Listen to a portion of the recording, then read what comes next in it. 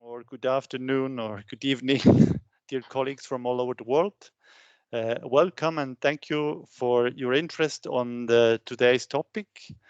I formulated in the way how to deal with heterogeneity in higher education, the teacher perspective. And it's important, as Marion said at the beginning, it's not a presentation, but it's first a short input, and then for me it's important to exchange with all of you, because all of you do have experiences and do have knowledge and skills related to heterogeneity. And we can ask ourselves, is it a problem? Is it a challenge? Is it a fact? Or is it just a pedagogical phenomena? And probably it's all of that. But I think what you all live in your daily lesson work is it's mainly a fact that we at university level have to take in mind while preparing and realizing our lessons. As CAAST is a network, we will try to exchange together using all your knowledge as well as the elements that I will present to you. And in presenting, I'm aware that all your interests and all your questions are also quite different related to the topic. Some of you may even be better specialists on the subject that I am, and others don't have that much information. So we live together also today the reality of heterogeneity. Related to my presentation, I want also to remember the last presentation we had in this CAAST network. It was our colleague Stella Mukovi from Nairobi, and she was talking about learning in the field, and she indirectly also presented some issues on heterogeneity. If I remember right, she at least showed 3 experiences where students had very different competencies. First, it was the competencies or the ability to work in the field. Second, the competence to work in groups. And third, the competence in writing reports. So let's have a short look at the phenomena of heterogeneity in university classrooms. We know that neither traditional knowledge delivery models of teaching nor a purely student-centered approach adequately addresses the challenge we are talking about, the challenge of student diversity or heterogeneity, because different student characteristics can be the cause of all this heterogeneity of these heterogeneous groups we are dealing with. And we are aware that this may be differences in prior knowledge, study skills, interests, preliminary training, performance level, language skills, motivation, etc., etc. This is the starting point where we try to understand what's the reason and what are our possibilities to deal with this phenomena. Related to this introduction, we have also to be aware that the differences we are talking about are not always noticeable and they don't always surface immediately. So if you compare with this picture that I prepared here, it's 4 or 5 different girls that seems quite similar, probably girls that are from the same family. They are similar and at the same time they are different. So we have to try to figure out how our student group is composed and what the nature of the differences can be or is. This is our starting point. That's the way we have to deal together with our students. If we ask ourselves what are the reasons of these differences, I already mentioned some elements in the second slide.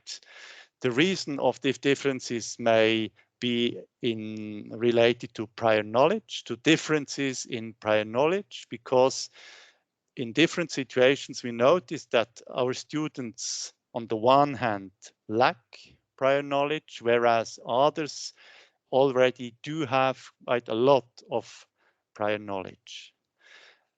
There may be also differences in learning styles, so that we notice that some of our students learn better when they can try things, while some other students tend to learn by asking questions.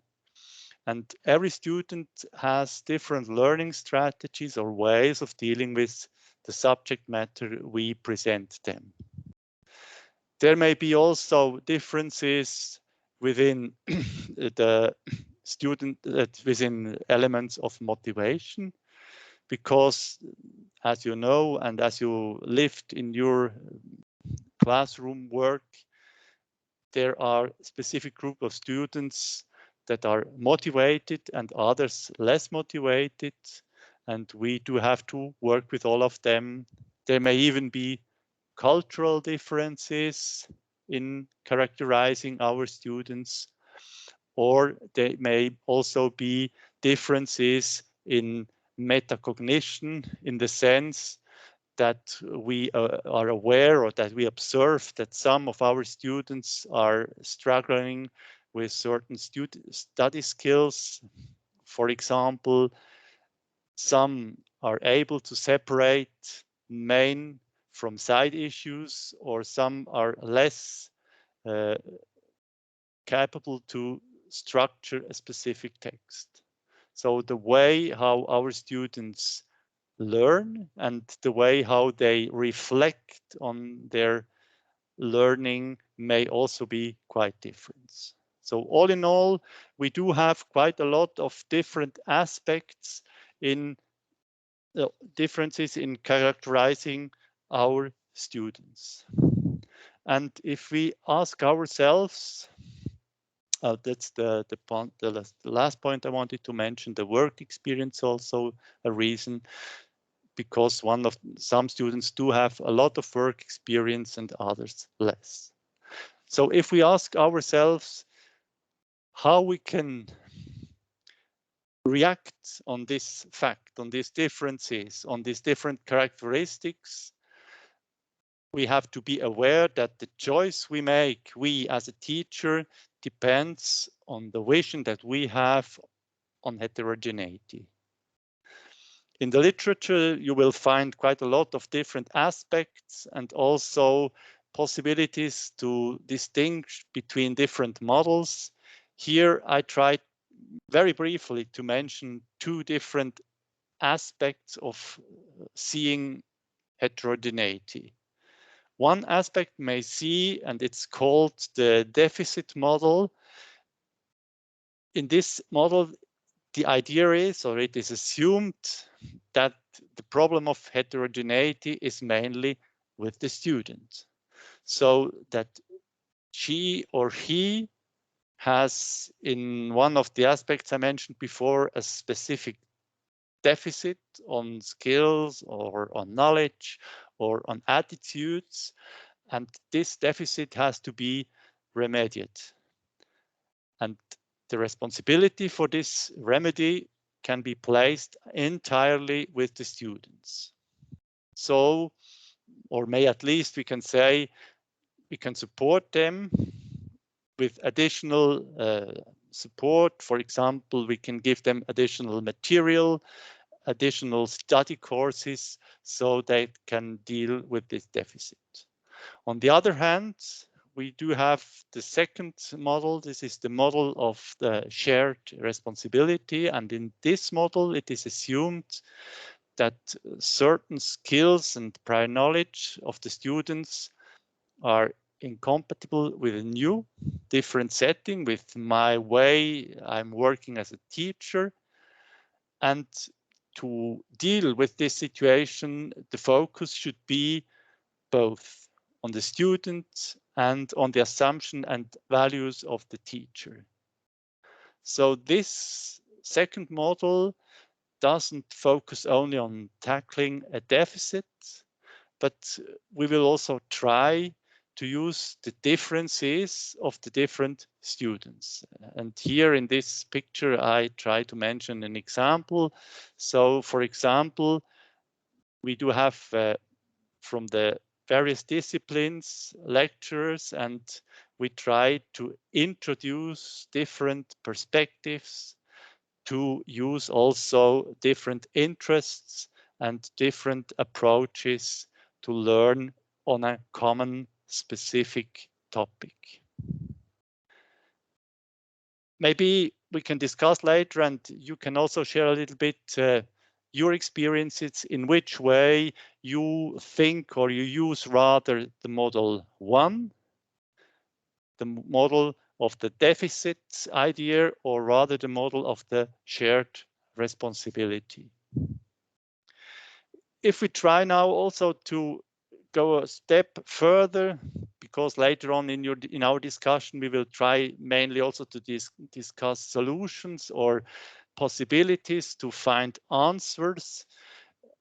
For me, it's important to distinguish the two approaches of the external and the internal differentiation. External differentiation tries to say, or tries to give us the possibility and also the challenge that we form group of students according to certain criteria. So for example, that's what we mainly do. We say we do have first year students, we do have second year students, and then more or less we try to consider them as a uniform group and to work with them in a more or less common way. The internal differentiation would be the approach to plan and implement the course, taking into account heterogeneity with all its aspects, and use, on the one hand, organizational, and on the other hand, didactical measure for this purpose.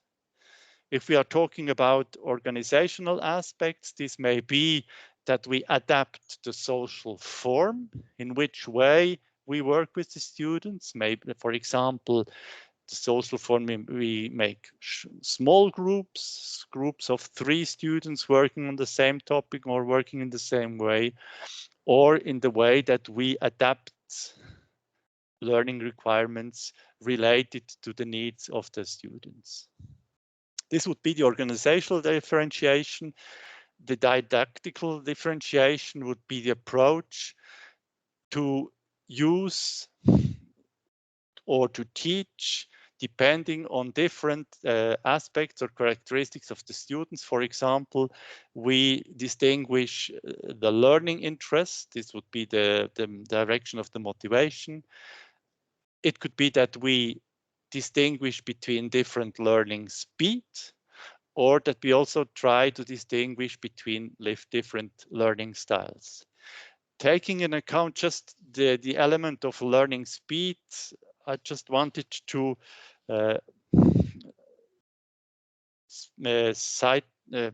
speak on one short example.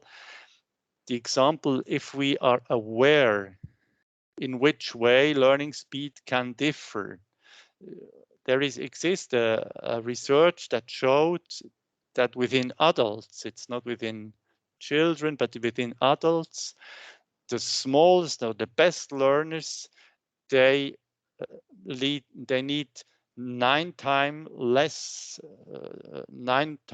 time than the learners that learn in the slowest way. So that's the thing that we have to take in account. Related to this, we can say dealing with heterogeneity in general can start on at different points.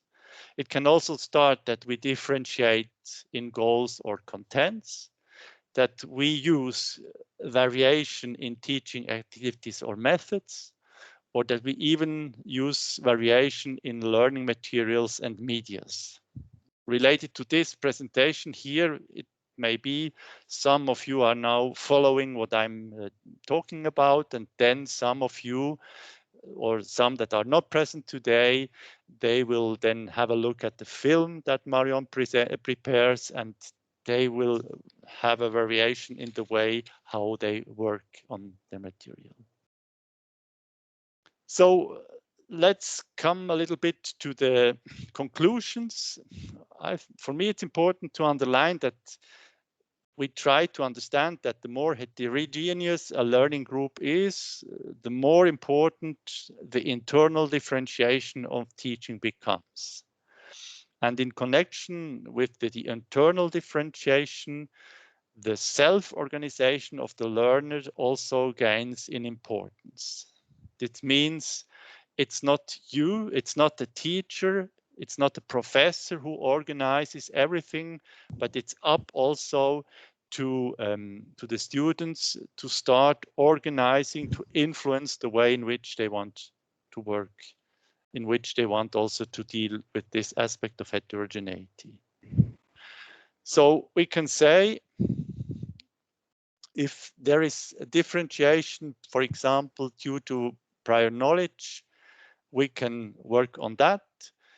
And we can also try to close learning gaps using different ways.